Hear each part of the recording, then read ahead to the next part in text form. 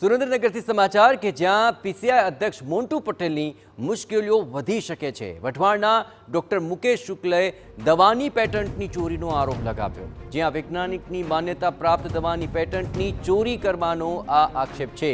અમદાવાદના મોન્ટુ પટેલે દવાની પેટન્ટ ચોરી કરી હોવાનો દાવો કરવામાં આવી રહ્યો છે, જ્યાં મોન્ટુ પટેલ સામે કાયદેસરની કાર્યવાહી કરવાની ડોક્ટરે ચીમકી ઉચ્ચારી છે।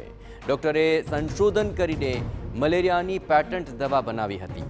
ફૂડ એન્ડ ડ્રગ તેમજ આયુષ વિભાગ દ્વારા આ દવાને માન્યતા આપવામાં આવી હતી। દવાની પેટન્ટની ચોરી કરી માલ્ગો નામથી ઉત્પાદન કર્યું હોવાનો આરોપ છે। એ જ ઇન્ગ્રીડિયન્ટ એ જ માત્રાને નામ બદલી મારું માલાવીન છે ટ્રેડમાર્ક રજિસ્ટર અને ગવર્મેન્ટ ફ્રી લાયસન્સ છે એમાં છે તે એન્ટી મેલેરિયા હતી એની કોપી મારીને એના નામ બદલીને સીધું પેકિંગ એ મારુતિનું છે એનું 30નું છે ઉત્પાદન થાય છે। આ ચાંગોદર આપણે વિવાન હેલ્થ એન્ડ હર્બલ્સની અંદર આપણે એગ્રીમેન્ટ કરેલો છે, એટલે લોન લાયસન્સથી કરીએ ને એટલે આપણે એના ચાર્જીસ આપી દેવાના।